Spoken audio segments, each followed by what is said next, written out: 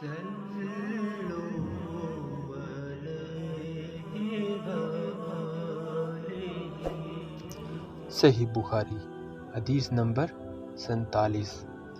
نبی کریم صلی اللہ علیہ وسلم نے فرمایا، جو کوئی ایمان رکھ کر اور ثواب کی نیت سے کسی مسلمان کے جنازے کے ساتھ جائے اور نماز اور دفن سے فراغت ہونے تک اس کے ساتھ رہے تو وہ 2 قرات ثواب لے کر لوٹے گا۔